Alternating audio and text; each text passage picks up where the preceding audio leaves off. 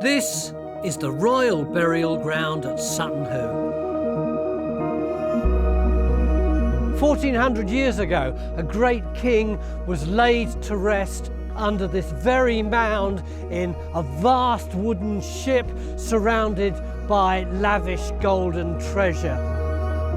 Its incredible discovery opened a door to a Dark Age world of warrior kingdoms never before encountered. It would turn on its head our understanding and preconceptions of the Anglo-Saxons. Since its excavation on the eve of the Second World War, the treasures have been conserved and reconstructed. All that is, except for the ship itself, all 88 feet of it. But for the last 4 years, the Sutton Hoo Ships Company have been attempting the seemingly impossible task of reconstructing it, plank by plank, rivet by rivet. The original ship rotted away, leaving only a ghostly imprint in the soil. Tiny clues left behind helped the team work out the detail, how it was constructed, what it looked like, how did it move on water, and how did it reach its final resting place. But they aren't stopping there. The team want to row it on rivers, sail it on seas, and Time Team will be with them throughout this epic voyage.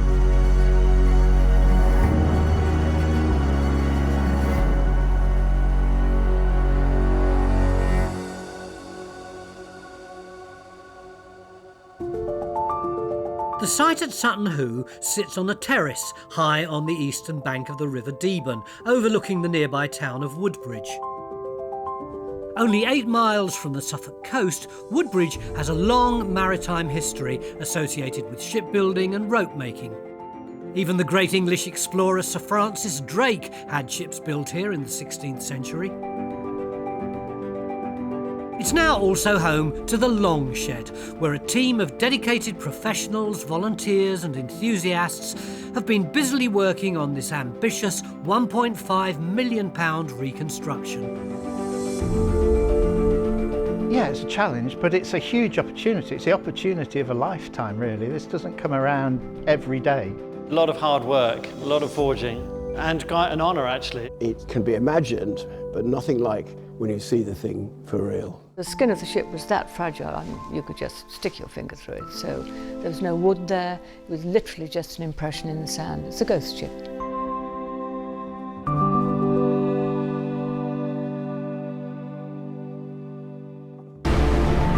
Planning and design of the ship took several years to research and perfect, with full-scale reconstruction finally starting back in summer 2019. But it wasn't until 2021 that the first ceremonial nail was hammered into the backbone sections. I never feel like I'm actually building a ship until I've joined the first 2 pieces together. This is a very important moment. It isn't simply just science, archaeology. It's science with a sort of turbocharge of imagination. By making something, you learn how it's made. This is the largest artefact in the Sutton Hoo Mound 1 burial. It needs restoring. And this is how they're going to do it. The build begins with the backbone of the ship.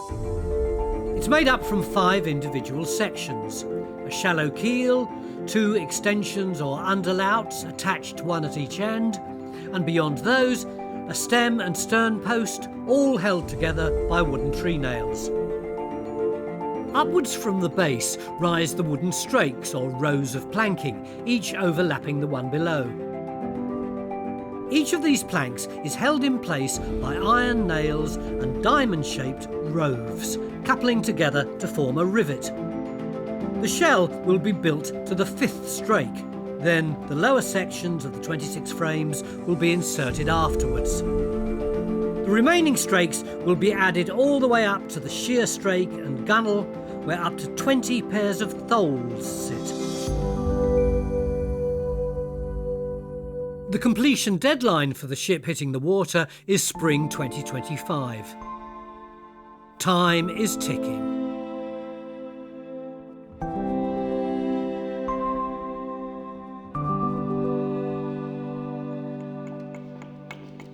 Longshed, the team have constructed a softwood template known as a mould. It looks something like a ship, albeit a skeleton. So all of the black frames that you can see on the ship, those were all lofted full size to these plans, and that will give the curve of the hull as we build her.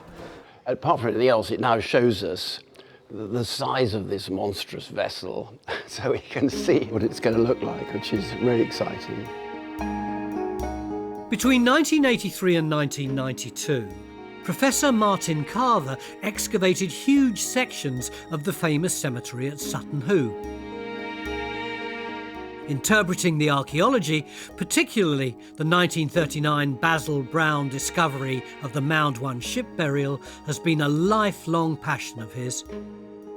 And since its conception, he's been one of the main driving forces behind the ship's reconstruction. Martin, it's going to be an enormous amount of work creating this boat, isn't it? Is it worth it? Yes, definitely. And the reason it's worth it is because this is the only artefact that's been found in the celebrated Mound 1 that has never been reconstructed. So all the others have. And reconstructing it is going to give us a really imposing artefact, an imposing ship. Something is going to grab people's attention. And then, of course, when the big adventure begins, which will be a few years' time, but the big adventure is to take it on the river and then take it on the sea. And so then we'll really believe that we've known what it's like to be in the 7th century. But that adventure is still a long way off. Work on the ship progresses slowly, and there's a huge amount of research, experiment and trials to be getting on with.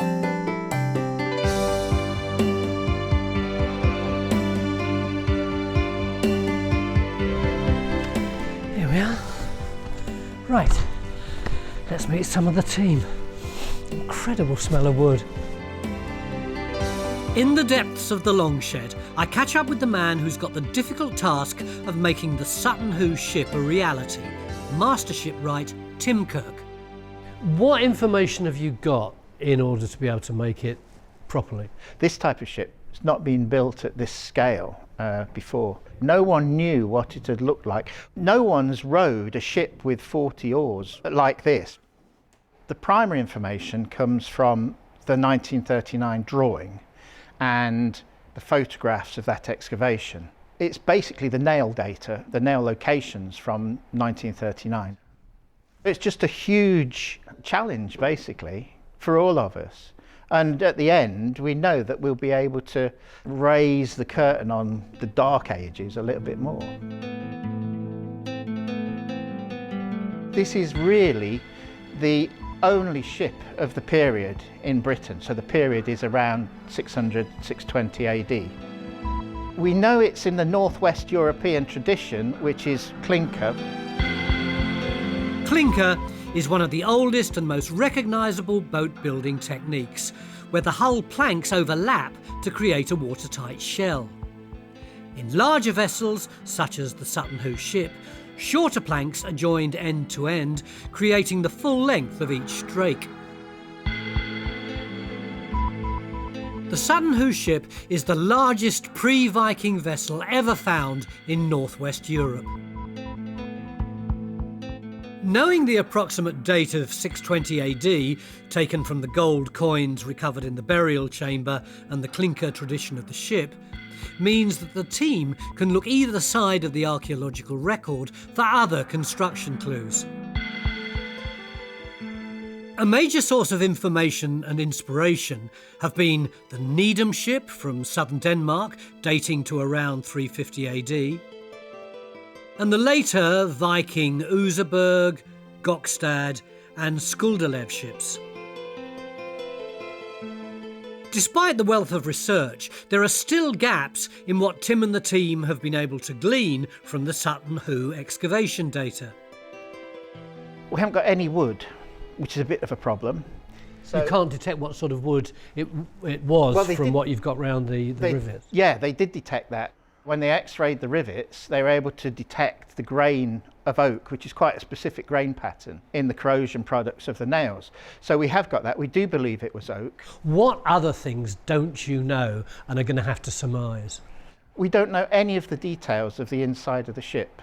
Because there was no timber there and there's no fastening marks, a lot of these fastenings were wood. They were tree nails. Yeah. And they didn't show up very well at all in the sand imprint. And that's where this model at 1/5 scale and the full-size model of the midship section behind us, that's where they're coming in very handy as research tools. Most projects like this are problem-solving exercises. Yeah. You know you'll get problems and you just have to solve the problems. And when you've solved all the problems, the ship goes out and it floats.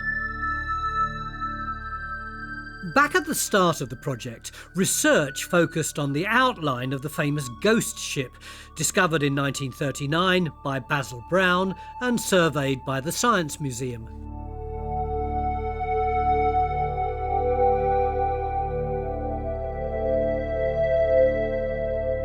Brown's recording of Mound 1 was exceptional, but he also rather helpfully left detailed diaries outlining the finds and how he was feeling during the excavation, which give us a vivid insight into what was actually going on during the dig.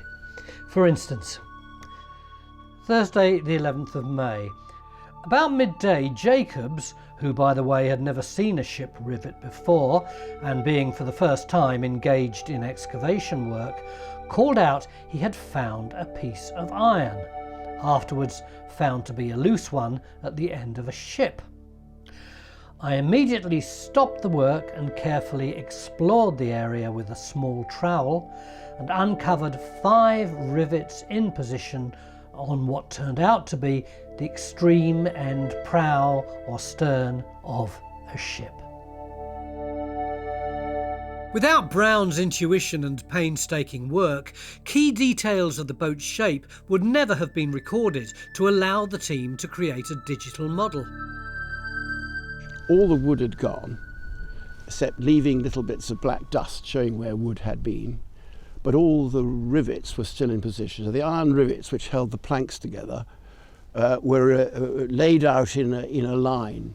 And because it had been so skillfully excavated by Basil Brown, as soon as he got the first rivet, he recognised it as a ship rivet. So he said, don't move them, just keep everything exactly where they are. Imagine the shape of a boat. We'll take the earth out and then use this pastry brush and then brush, brush, brush until it goes red. And then you've got to the rivet. So just leave it there. And so thanks to him, we have all the rivets laid out.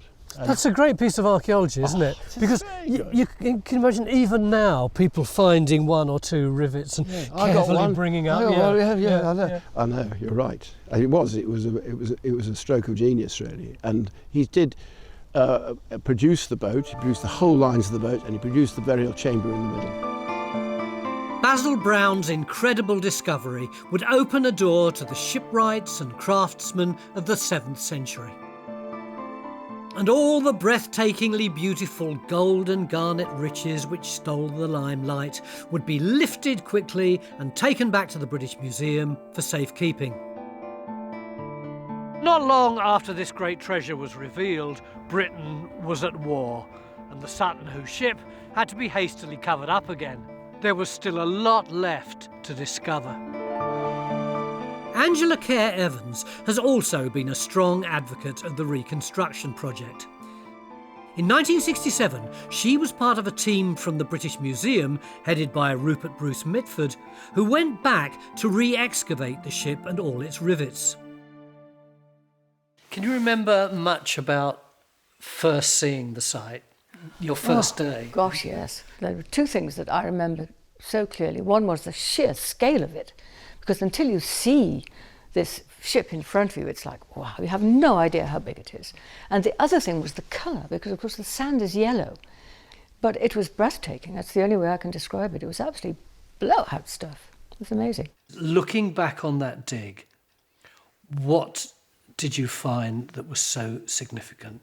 The recovery of all the rivets and then the subsequent examination of the rivets, because before that one hadn't really thought about the evidence that the rivets could give us, because they just look like lumps of iron, but when you clean them back there's a huge amount of information on them. I cleaned all the in-position rivets, and then they were all actually recorded on a set of cards like this. What did the rivets tell you about the way the ship was put together?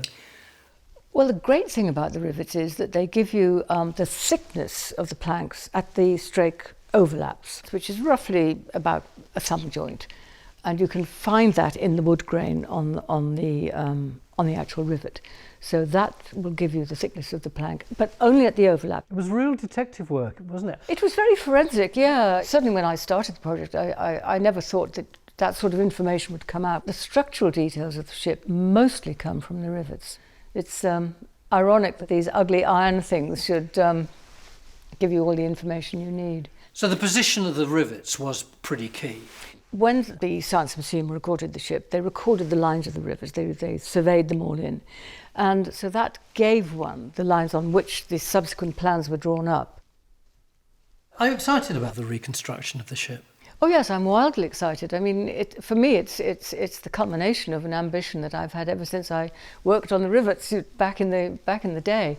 But on the other hand, for me, it also adds a layer of responsibility, because a lot of that information that's going into that ship is based on what I wrote on the rivets, and so I'm keeping my fingers crossed as well.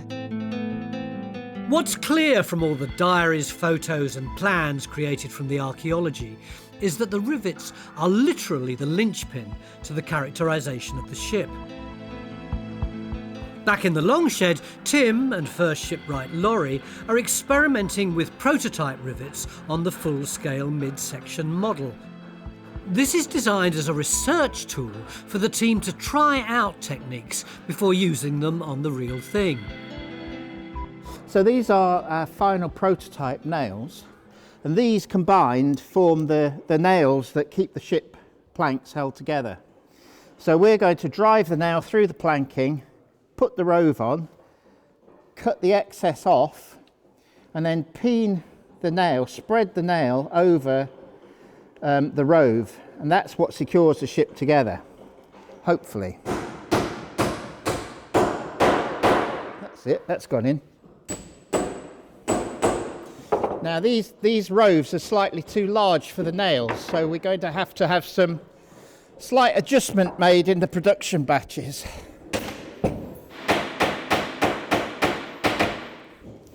Just another 3,598 to go. Once the prototype rivet is approved by Tim, it's down to Alex Pole in Dorset to produce the full 4,500 of them required for the job. We've come to see how both the rivets and the roves they attach to are made. We've been given the specifications by the ship's company, the Sutton company, and from the British Museum. Traditionally, smiths would have taken large lumps of wrought iron and then hammered them down into longer, thinner pieces, and then made their rivets from that. We live in the 21st century. We've been supplied with stock that is already rolled. So yes, we're sort of halfway there, but also there's several other processes we need to go through to get to a proper rivet. Mostly this is scrap wrought iron that's reforged and re-rolled. They take it from old ships' anchor chains, it might be old railings. So some of the rivets used in the Sutton ship could have started life as a ship elsewhere and been recycled. Yeah, I think it could, yeah, it could have been, yes. With instructions from Alex, Derek gets a chance to make his own rivet for the ship. So you can see we've got 2 gas burners. It's mixing with oxygen, and then it's increasing the temperature. So it's a nice, clean, consistent fire.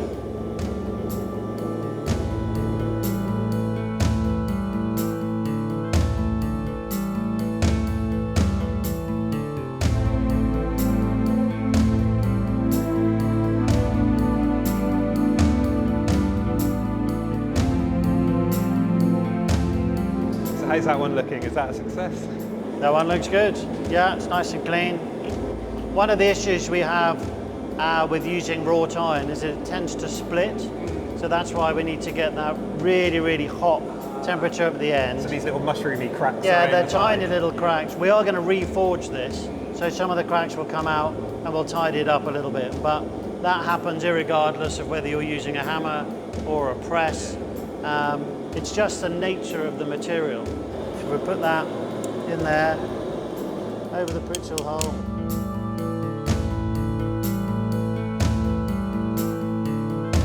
And then bring it out and just tap it on the...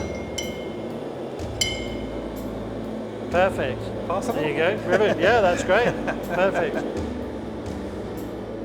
It's so soft, isn't it? Yeah, incredibly soft material. Is the head, you've got the shaft of the rivet, it's nice and straight, and then you've got very, very slight taper on the end. That just helps drive it through the timber, and also it's a little bit easier to put the rove over the end. Here we go, Derek. I've just polished the head of the rivet. Got really nice colour, got your initial on it. That's one finished rivet for the ship.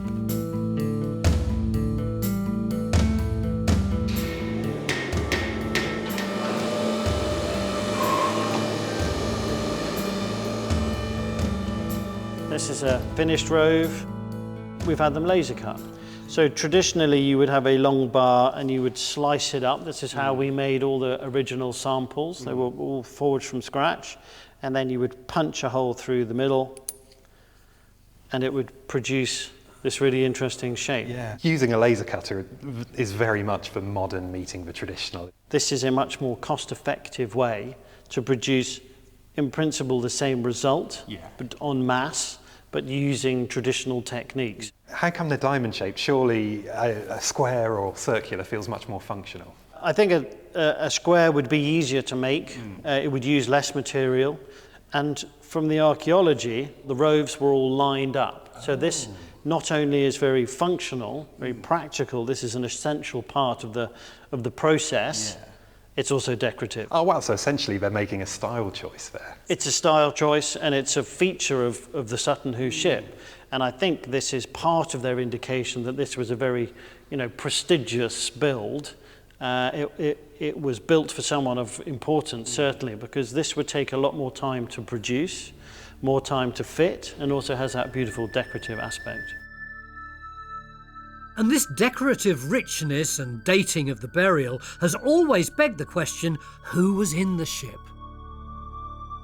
From the fact that you are an Anglo-Saxon specialist, who was our chap? Well, Radwold is the most famous East Anglian king, but he's not the only East Anglian king. There's powerful kings before him, and there's very interesting kings after him.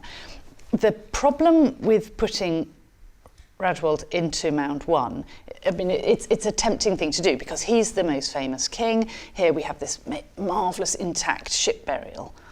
Put the two together, Bob's your uncle. But actually, of course, you have to remember Mound 2, which has also got a great big ship in it, but it was robbed several times, probably. If it hadn't been robbed, if that had survived to be looked at, we'd have had two competing grand ship burials. So you need two famous dead kings. This has always been my problem with giving Mound 1 to Radwold. Why should he not be in Mound 2? And then who's in Mound 1? There is a moment in the 630s where two kings die at the same time, and that I would suggest might be an alternative theory. Sometimes people act as if Sutton Hoo is fully understood, and that makes me very surprised because we might know a lot about it, but it is certainly not done and dusted. It has a lot more to tell us, and it's still full of mysteries. Whether this warrior king was Radwold or not, his final resting place of a ship littered with treasures must have been intended to express a greatness that has now become legendary. It's essential that the team refer back to the archaeology to make it as authentic as possible. And one of the ways they can do this is through the tools they use. Big moral question.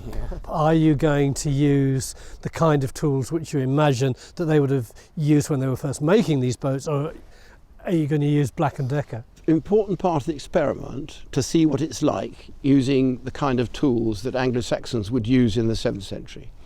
And we did have some excavated tools. The tools are much the same as they are now with carpenters and joiners In other words, you have an axe, you have a trimmer, you have hammers, you have spoon bits, things like that. So those things were all legit for remaking the kind of tools that we made to build the ship. There are certainly a variety of tools being used in the long shed, some more familiar than others. Well, this is a standard hewing axe, double bevel, straight handle. That's a side axe, right-handed side. They're used for a right-hander, single bevel. Now, I don't know if this is modern or not, but it certainly looks it, as that one and that one. But this, Richard, you don't find these nowadays, do you?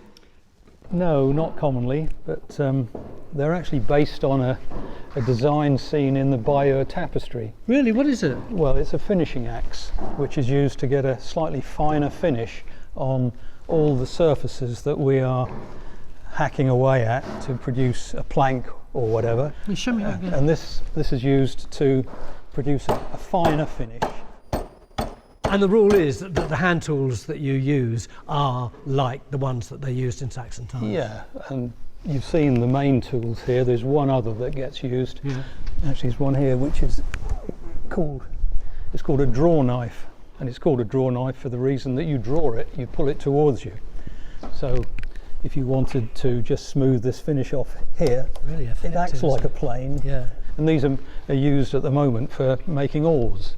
And you've got to do it, haven't you? You're making something to be as authentic as you can, so you've got to use the authentic tools. Yeah, and it's very satisfying being able to use Anglo-Saxon tools for a project such as this. The ship's company rely on the wide skill base of more than 100 project volunteers and over 30 craftsmen and women to help with the build. They come from all over the world and have been instrumental in getting the long shed buzzing with activity. So we've got aeronautical engineers, we've got nuclear power station engineers, we've got all sorts of various different skills that people have brought to the project.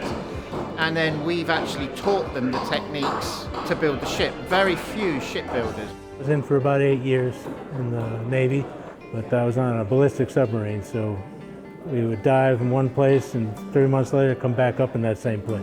The scale of it is quite amazing. This is probably one of the biggest wooden boats I've worked on. So my official title is Treewright, and that stems from the Anglo-Saxon word for woodworker or treahuirta. My background is more in using axes, green wood and timber framing rather than a boat builder. No, the biggest thing I make is furniture, and this is basically a big piece of furniture to me. As wood is the main ingredient of the ship, getting hold of it is one of the major occupations and focal points in the long shed. But it isn't just any wood. The team need large, freshly felled oak trees for the huge lengths of the ship, and lots of them. In my previous career, if I wanted some wood, we'd go to the local timber yard where they'd have everything that we wanted. Here, because we wanted trees as green as possible, we had to go to the field. And that was another of our volunteers, Richard Symes, who said, I'll give you a tree from my farm. I was staggered at the specification of the timber. They want very, very particular trees. They want the very best, straight, knot-free, large oak trees, which are rare now. And to my surprise and delight, other farmers and landowners have said, yes, we'll donate a tree. That log that they're working on behind you came from 4 miles away, just down the road. Do you think the original shipwrights saw a bunch of trees and thought, right, that's how long my ship is going to be? Or do you think they'd worked out the length before that and then went looking for the trees which would be appropriate, which is what you did? Well, as far as we know, actually drawn plans didn't come in till about the 14th or 15th century. And so this would have all been done from the shipwright's experience and their eye. And in fact, we've experienced that as well. There was a tree almost in the shape of a question mark. And I just had to take a guess and base it on my experience that that could be the shape that we needed for the extension to the keel. And when we got it back and we put a plywood pattern on it, lo and behold, it almost fitted perfectly. And it's Tim's expert eye that has been identifying the best timber for the project.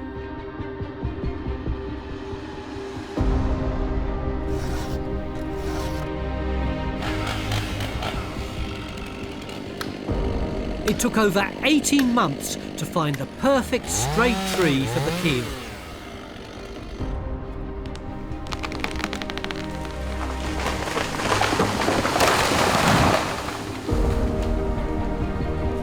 That's a lot quicker than some I've seen come down. It is pretty straight, isn't it? Yeah. Our first job was to find a keel, and that was brilliantly done by the shipwright. We knew what it would be like. We knew that at 27 metres long, there wasn't going to be a single tree, especially not curving in the way it needs to curve. And so it was worked out that there were 5 bits to this keel. The keel forms the flat base at the centre of the backbone. Attached at either end of the keel are the underlouts, which extend it and begin to curve upwards. The stem and the stern post are then attached to the underlouts and rise upwards to form the ends of the ship. Tree nails then secure each of the sections together. It's a complex process to make the ship watertight. The holes where the tree nails secure the wood in place could leak if not drilled correctly to fit them. Research based on the Needham ship showed that the tree nails needed the head on the inside of the keel to avoid wear and tear. The more this wears away, the more likely this tree nail is to come out of its location. Whereas if you put it the other way around, you've got a wedge in here for about 2 inches. Evidence from the original archaeology revealed that the ship had a shallow keel, meaning that it could be pulled easily onto land without damage, perfect for travelling to its final resting place. A couple of months on from the first nailing, and it's nearing Christmas. The volunteers are busy working on the backbone of the ship.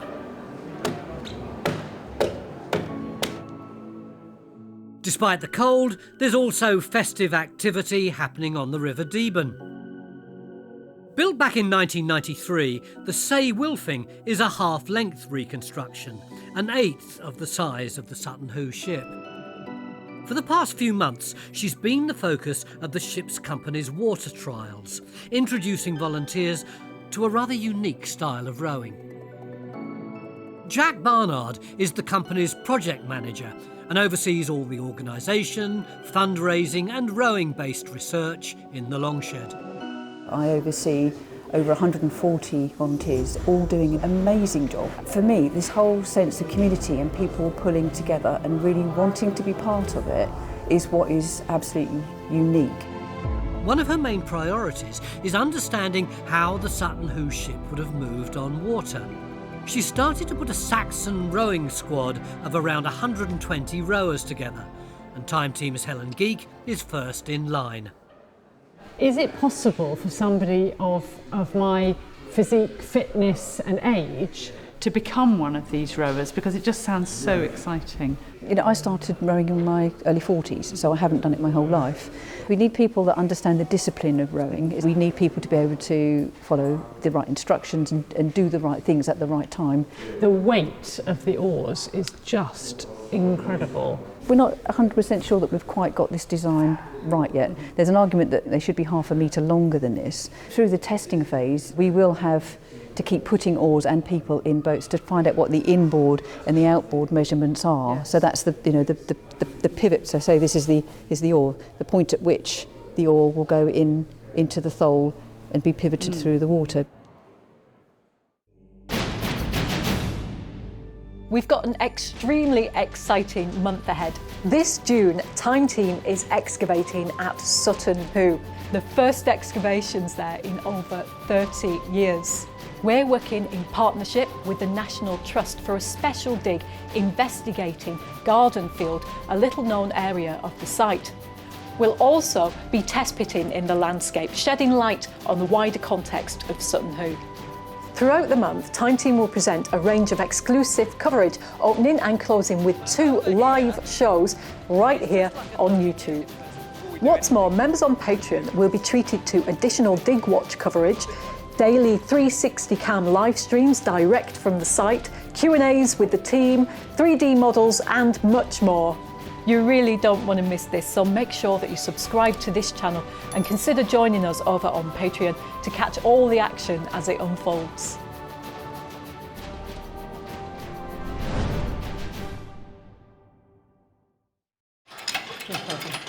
After plenty of Christmas revelry, the new year gets off to a messy start. Alec is preparing the caulking on the stem underlaut section. The thing is, when you use things like axes and chisels, there's always small tool marks and things, which is why we use caulking. And this essentially seals the joint. And you can use lots of different things for caulking, from animal hair, fabric, wood shavings, sort of plant fibre material, all sorts of things. What we'll be using is based on what was found in the Needham ship, so which is a mixture of wool fabric and pine tar and fat. The time's come to put the final backbone sections together. So we'll be using 2 engine hoists. It's a little bit of a delicate operation because there's quite a lot of weight there, and we've got to obviously be careful we don't squash anyone.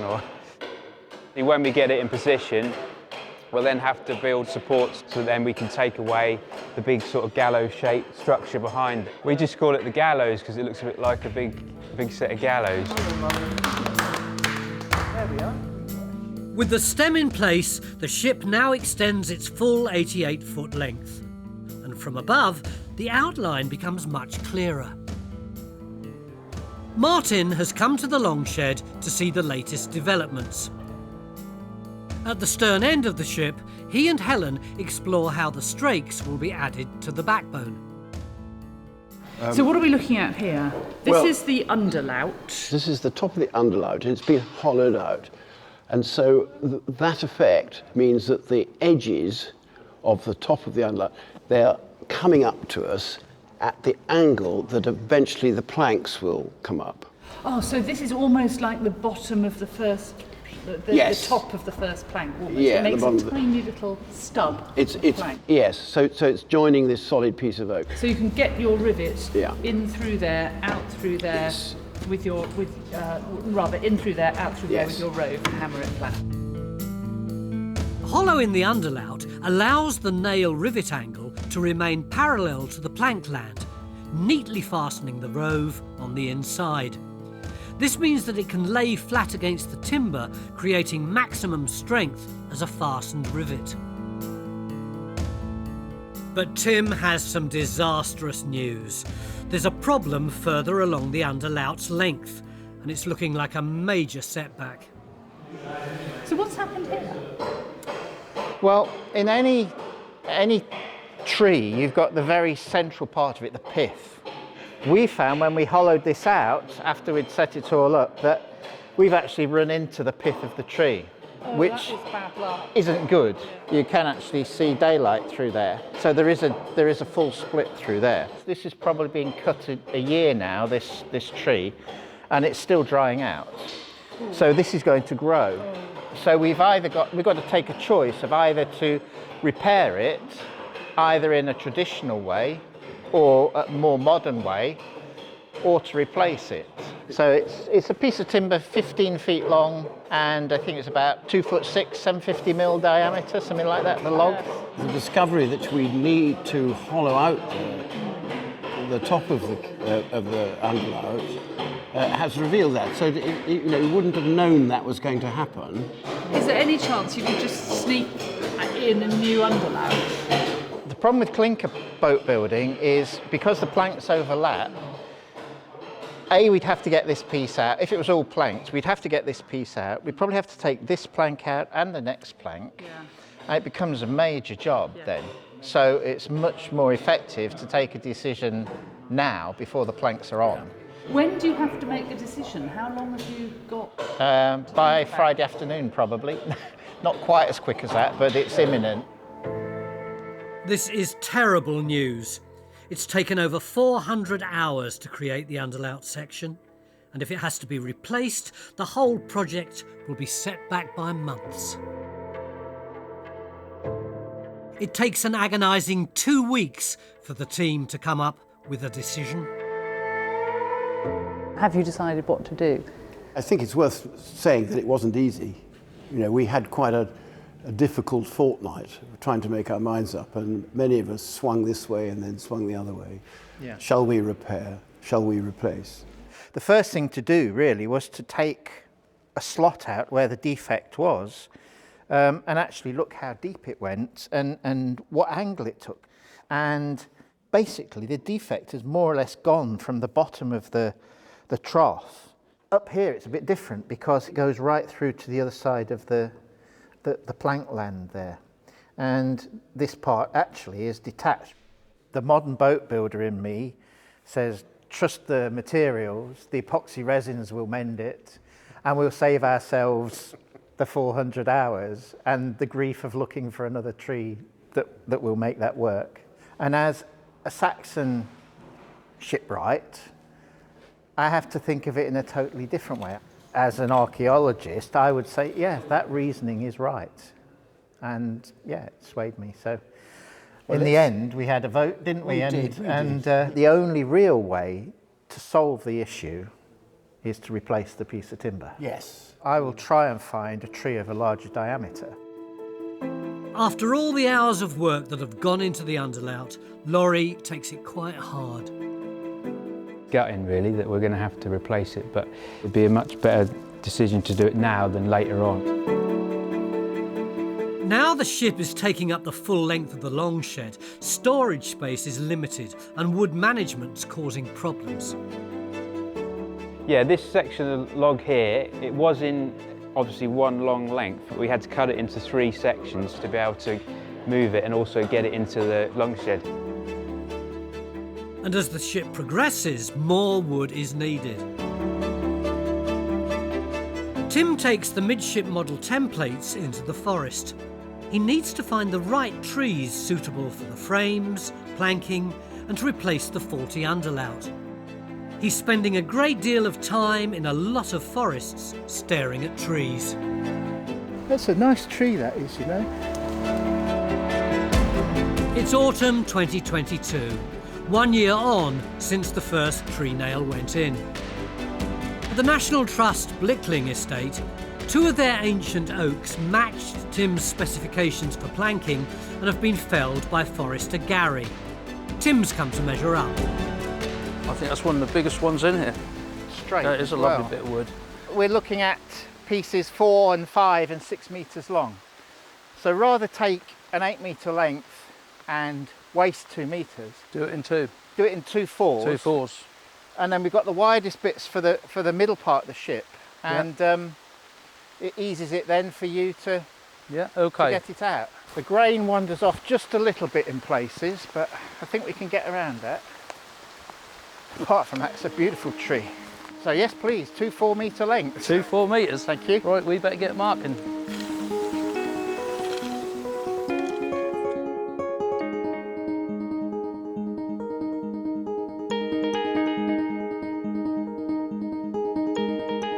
Can't get over really what a beautiful tree this is and how fortunate we are to have it.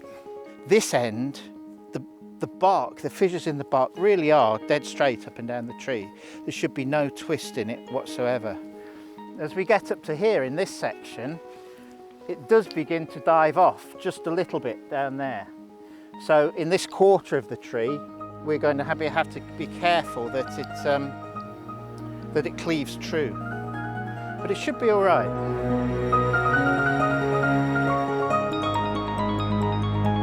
Sadly, one of the trees shows just how easy it is not to see the imperfections before it's felled.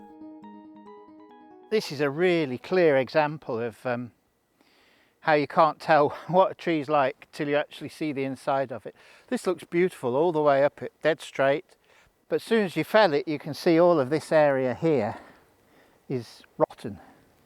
So it's had rot tracking up the root, and it's really soft, and you've got these white spores on it as well, and it's absolute rubbish. So if it goes 2.5 meters up, I've still got a 4.5 meter log potentially, which is a good long length of timber for planking.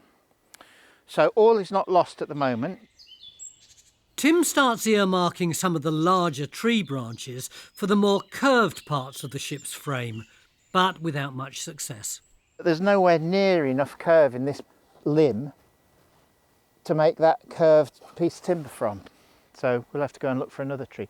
And this is going to be, I think, probably more difficult than finding the planking for the ship. Actually finding the timber for the frames is going to be the most difficult thing. And I reckon I'll be spending most of the next year in woodland like this, looking for new trees that are being cut down, not for the beautiful straight trunks, but for curved bends.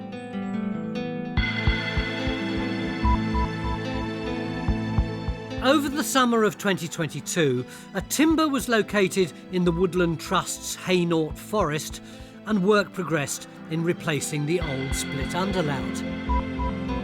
Finally, it's ready for the team to test whether all the effort has been worth it. We'll need to actually physically lift the moulds up, because again, the new underlout is deeper because we've got to allow for shrinkage. If you try and put it in on an angle, it won't go in because it'll be too long then. It's got to go in square to the centre line of the ship. But once we've got the holes drilled, then we can fit those 2 tree nails to secure that end. So it's been quite a job to make that. The volunteers have done a fantastic job. There's about 430 hours to turn the curved round log into this piece. It's a lot of work. And woman hours.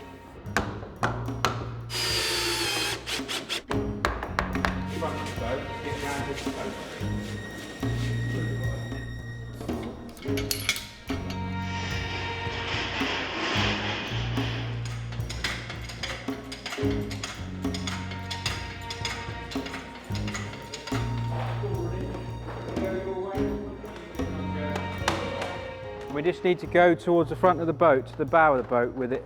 Now try it.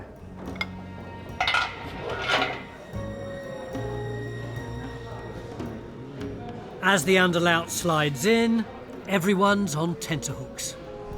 All the screws are all still tight up that end, so I think we need to take all the screws out. Oh, it's all right. Yeah, that will come up that way. So does that look straight now? Yeah, it looks really good, Tim. After a final push, the replacement underlout settles into place. But it does reveal how much shrinkage has already happened. As it's thinner, it's actually dried quicker and pulled down at the sides. Yeah, when you put the straight edge on there, you can... There's a lot of dip there, isn't there? So there's what, a 1/4 inch there? Yeah. Probably. So we can either leave it and see how it dries, or we could put a batten along there, clamp the 2 together and force this to go down to match that. But it's amazing how much it's shrunk. It's because it's so much deeper in the middle, isn't it? That's right. This side's almost perfect. The business of the shrinkage really intrigues me. Do you build everything 10% bigger because you know that it's all going to shrink at about that rate? Or do you have to put different shrinkage factors into different parts because you know there'll be different stresses on it? We know that the plans are slightly oversized in terms of the cross sections. And so as it shrinks, that should bring it down to the right size. Am I right in thinking that Oxford University came in order to measure the shrinkage for you? Yeah, we've taken about 8,000 individual images of the ship, and you see the index marks on the boat, and they can put all that data into the computer. In the end, it produces a digital composite of the whole ship, which we can measure almost to millimetre accuracy. So we can actually tell how we started building it, how accurate we were, how much it shrunk, And then if we do it again once it's in the water, we can see how much it swells up. And I'm not sure that's ever been done in a reconstruction yet. With the position of the underlout finalised, the freshly made tree nails are put in their newly drilled holes. All right. Yeah, keep going. Yeah. Because I can't see it. No, of course not. No. That's it. Slow down. More rhythm, slow down. That's gone really well. We had a little bit of a problem there because we didn't wedge the stern post far enough out of the way once we'd got the caulking on. We took it out again, rearranged it all, knocked the stern post back up a bit further to give ourselves more room, and then second time it worked out really well, so we're chuffed with that. We've got to let it season a bit. We can't really nail up to it in its green condition, so I don't think we'll be nailing onto that until after Christmas, possibly as late as Easter. Now the replacement underlout is secure, focus can turn to the large amount of planking that needs to be created. And in the long shed, nothing goes to waste. So the chippings will go onto local paths to recover those, and any big bits like this will then whittle down and make wedges. Over in another part of the long shed, Jack has been trying out the prototype oars, which were modelled on the Needham ship. She's seeing how they work in the midship model's oar holders, or tholes, which are based on a photograph of an imprint at Sutton Hoo. What I'm finding is where this oar, given the weight of it, is sitting on this shear strake here, it's not sitting at the back of this wave, the bit where you would actually pivot it. So I'm actually pivoting on the shear strake and not where I would expect to, which would be here. The thole is correct and the oar is too small in diameter where it crosses the gunnel. So if we can build a prototype that's much wider here, we think that will sit in the back of this wave and hopefully give a lot more stability to the oars. We still have quite a lot of research to do, what I would like next spring, and we've got 2 or 3 prototype oars to actually get this put into the River Devon and see what it feels like. Detailed study of the 1939 excavation photographs have enabled the ship's company to recreate features like the tholes for the oars. But it's only relatively recently that the 2 women who took them have been given the credit they deserved. The remarkable thing was the extraordinary coincidence of these 2 schoolmistresses in Suffolk, Miss Lack and Miss Wagstaff, who were looking for material to do their photographic diploma, if you like. And Miss Lack took several hundred photographs with her Leica camera of every detail of the ship. She put scales in, and all the details of the ship, the photographic details of the ship in 1939 are down to Lack and Wagstaff. I mean, it's quite amazing. And that's where a lot of the information on the reconstruction comes from. The re-excavation of Mound 1 in the 1960s was designed to re-evaluate and answer as many questions about the ship as possible. Why? You'd had this massive dig in the late 30s. 30s, I know, yes. And it seems almost as though you were doing the whole dig again. Well, yes, it was a bit like that, but there were always questions about the ship that hadn't been answered, which Rupert Bruce Mitford thought could only be answered by excavation. Did it have a rounded stern was one question. Then there was, did it have a sail? And various other questions about its construction. So the purpose of the dig wasn't necessarily to preserve it, it was to answer questions that hadn't been answered first time round, or maybe had been answered wrongly. Absolutely. It was a question-based archaeological excavation, and some questions were answered, and of course some questions still remain unanswered. Always will. Although it seems pretty clear that the ship would have been rowed, there's still some debate that it may also have had a sail. The question about whether it moved under oars or sail is a very, very important question, and one that's given us, exercised us a lot. So the Sutton Hoo ship itself didn't produce any oars, so nobody found any oars, but there were patterns in the side of the trench. So there's no doubt that it was rowed, but there was no mast, so there was no evidence that it sailed. But you are going to sail her, aren't you, even though there was no evidence of a mast? Well, we are. It's always a balance between authenticity and experiment, because authenticity means that you're starting from something you know, and experiment means you're going to something you don't know. Otherwise, you wouldn't do the experiment. Is it likely that this boat sailed? Yes, it is likely. Why is it likely? It's likely because all around the island of Britain, in the Iron Age and Roman period, there are sailing boats. In fact, the sailing boats everywhere except in the North Sea, which is where everybody's been looking. So they say, well, there are no sailing boats in the North Sea until the Vikings, so why do you think you've got to sail? And Martin had already had experience sailing reconstructions when, in 1989, he joined the crew on the replica Viking Oseberg ship in Norway. Although that didn't quite go to plan. We had a research question, as you always do. Our question was, this boat sailed, they definitely had a mast, so if it did sail, could it tack? If it could tack, then a small crew could take a large amount of cargo in the right direction. If it couldn't, then you need lots of oarsmen. So it was quite an important question, I think. We did our rowing and then we put the sail up. And when we put the sail up, this ship took off like a leaf being blown across a pond. I mean, phew, like that. We had to keep pulling to get it up, and then we got the sail up and we were racing along. So it's like baff, baff, baff. It's like aquaplaning. So a very thrilling ride. And then we decided to see whether we could tack and had one or two goes at it. And every time we did, because it's got a keel but not a big one, the ship tipped over like that and water came in through the oar ports.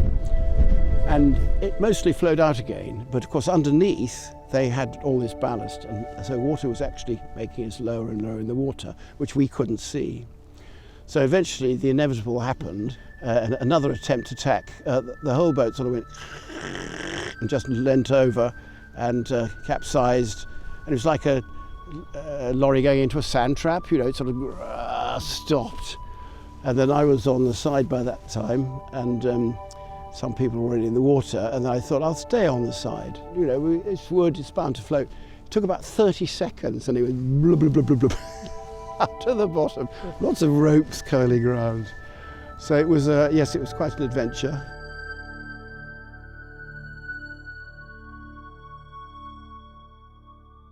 It's early morning at the beginning of December, and some of the recently felled trees are on their way to Sutton Hoo from the Blickling estate.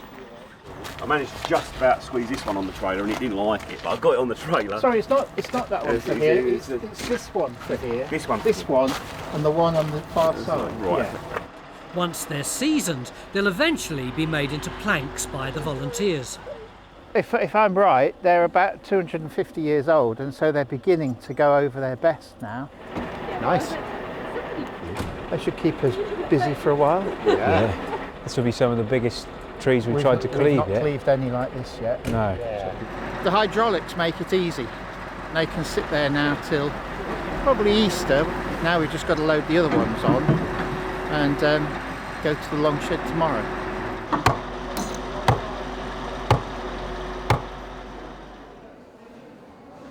Next day, things are getting mildly festive as the remainder of the oaks arrive at the long shed. So this is the lower half of the big log from Blickling Hall.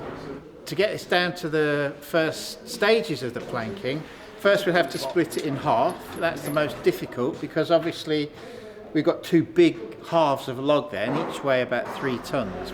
Then we split it into quarters, and it begins to go a bit more quickly then because the pieces are more manageable in size. The aim is that we put 2 pieces of planking on the ship each week next year. So there's, in theory, 8 weeks of planking work here.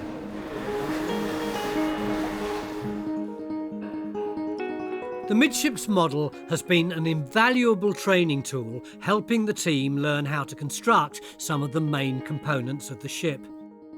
They also have a much smaller model built to 2 different sets of lines that has enabled the team to figure out the complexities of the twist, bevel and widths of the planking. This is our 1/5 scale model, And originally we were going to use this to take the dimensions to translate to the full size. So we would build this at 1/5, multiply everything by 5, take the correct bevel angles, and that would enable us then to transfer it to the ship. The 1939 excavation and the photographs and the 1975 publication suggested that these two narrow planks were here for a specific reason, which could have been to do with getting the required twist in the ends of the ship. So the line goes from nearly horizontal here to close to vertical here. It's about a 70-degree twist. So to induce twist and bend into the plank is actually very difficult to do. It seems that the wider the plank, the harder it is to twist. This has put the digital drawing, which the team were working to, under scrutiny. So we've decided now that we will build the full-size ship to this set of lines. This model gives us the opportunity to experiment with that. It's the 21st of December, but before they pause for Christmas, Tim's keen to pick up the pace on the planking. They've already lost months of work making a replacement underlayout. Laurie and Tim are preparing the garboard strakes, which are the first rows of planking that sit opposite each other either side of the keel. To make up time, planking had to start higher up the stem rather than as a series of strakes from the base because of the gap left by the split underlayout. This is the first piece of the garboard strake, and it's been clamped in place for about the last 5 or 6 months now. So it's actually set in the twist that we want. And we're just now going to just adjust slightly the bevel we've got on the bottom edge of it so that it clears all the rebates in the keel. This has got to be one of the oldest tools we've got working on the boat, I think. This draw knife. It's got 1918 stamped on it. My brother-in-law is a bee farmer in Wales, and we asked him for some beeswax, and he gave us 15 kilos, which was possibly rather more than we wanted. But we've given that to the ship project, and it's going to be used in caulking experiments, which is really exciting. While the garboard strake's being put in place, Laurie makes up a festive Christmas concoction using some of Helen's family beeswax. There's about 250 grams of animal fat, 100 grams of Stockholm tart, and about 13 grams of beeswax. I have brought my father Christmas hat. Is that just for something for Christmas? No. It's to pour over the turkey and get an interesting glaze to the turkey. You'd put hairs on your chest, wouldn't you?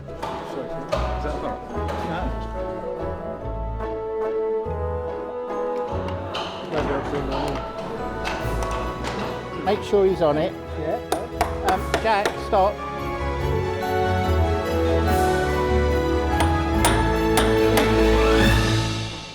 That's no good. Rove's split on this side. Whoa, that's pulled that. What happened there? Pulled the head off that nail. No.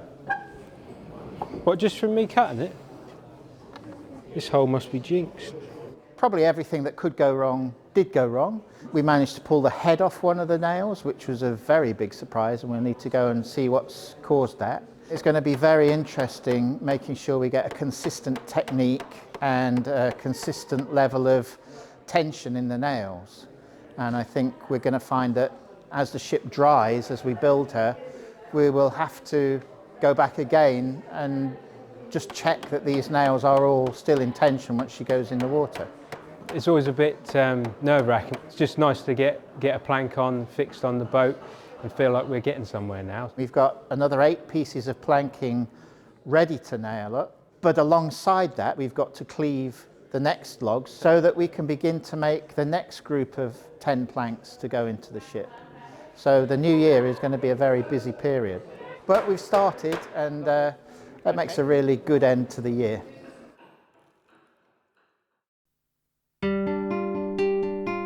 It's spring 2023, 4 years since the build began.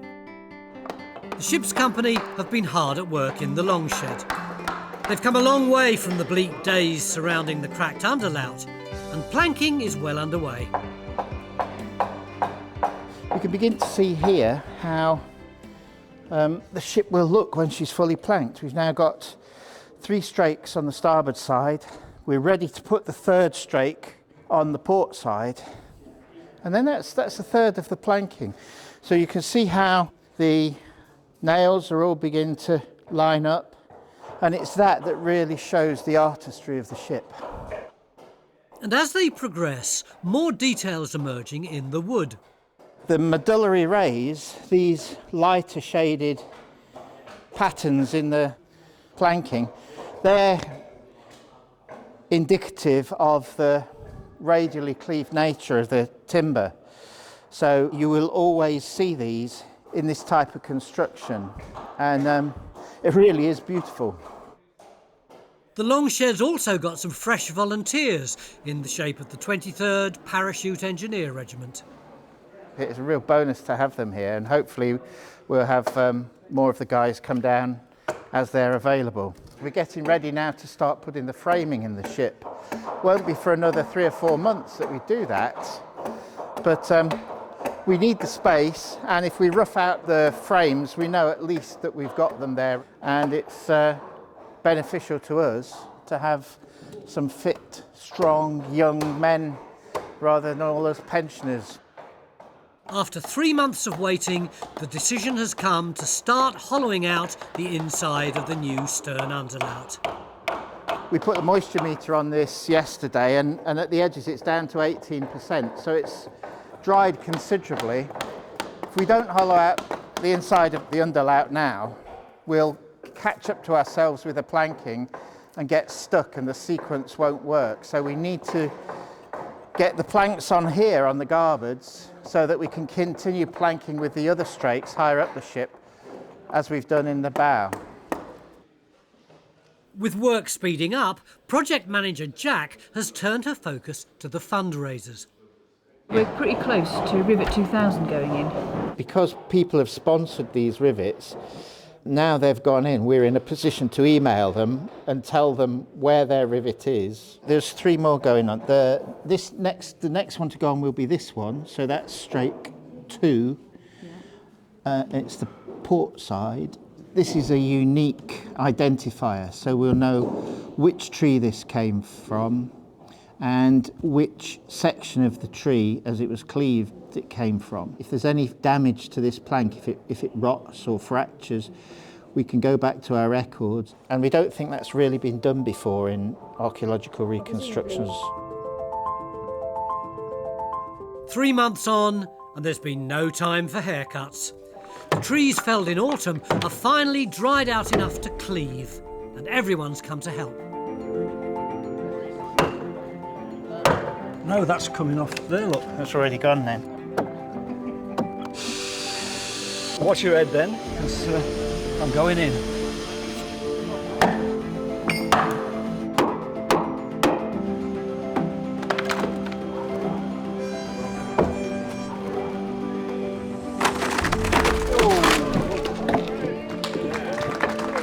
Well done, guys.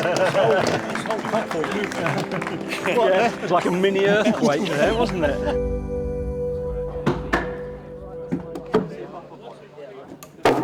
With wood for planking secure for the next few months, the team have been pondering what wood would best suit the oars. The ash oars that we made, as they dried, they became very flexible, quite whippy, and that's not good for an oar. It needs to be stiff. So it probably means that the cross-section that we used, which is based on the New Dam ship, was too slender. So what we're doing is experimenting by increasing the diameter of the oars and using a softwood, which should be a lot lighter than oak or ash, just to see what happens, really. After many, many hours of work, the last plank of the garboard strake is finally going on. This is one of the most difficult planking to fit, really, because you're not only fitting it into a rebate, but you're trying to fit it hard against the main backbone of the boat, and that'll just bridge that gap and hold everything nicely together.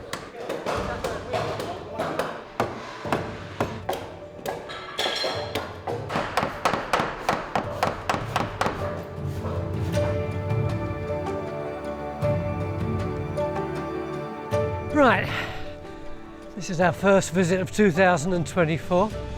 We thought we'd keep out of their hair for a while. Look at these. Don't you just love a nice tree trunk? I wonder how many planks they're going to be able to get out of that. Anyway, cool, I can still smell it from here. Let's see how they've been getting on.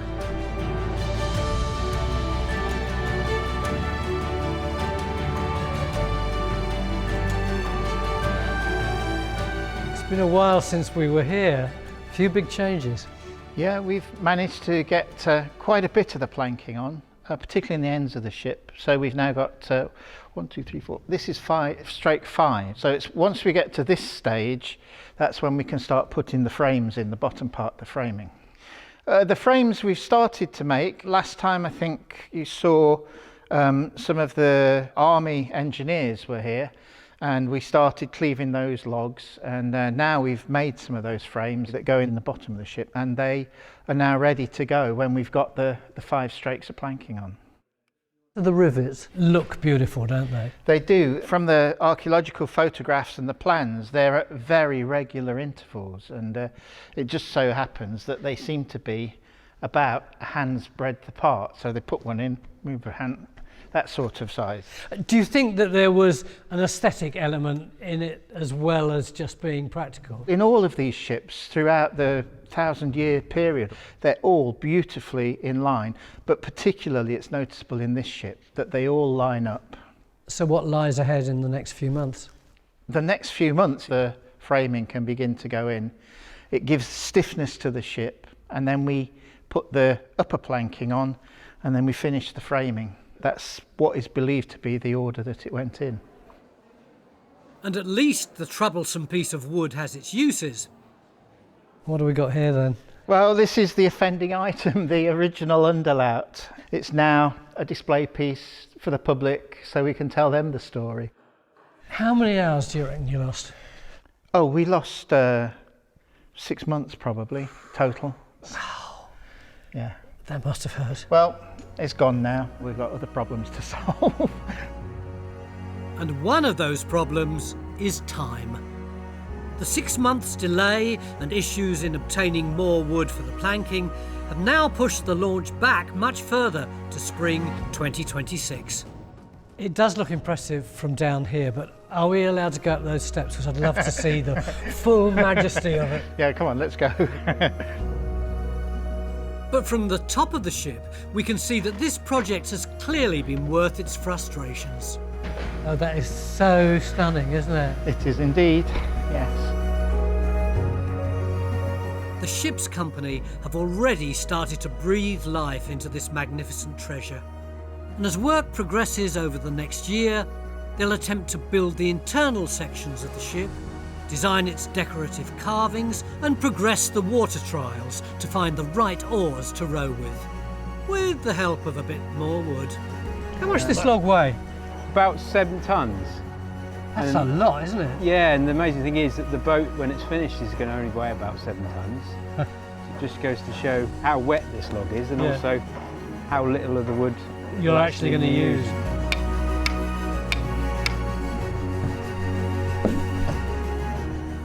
Shut up! Try that one, Tony. That one's £7. Oh, that's better. You was winding me up, weren't you? That's the way to do it.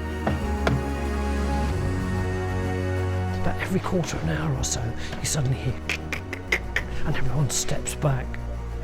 And then nothing more happens. Don't know how long it's going to take. Step back, Tony, please. Okay. Can't have a national treasure under a log, can we?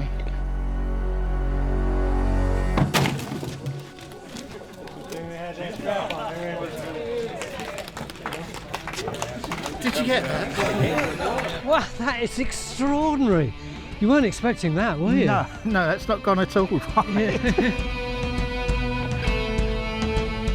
An incredible ship and an incredible legacy. And of course, we'll keep coming back here until its conclusion. But the really big question is going to be, will we be able to get it down this slipway? And if we do, and it gets out there, will it float?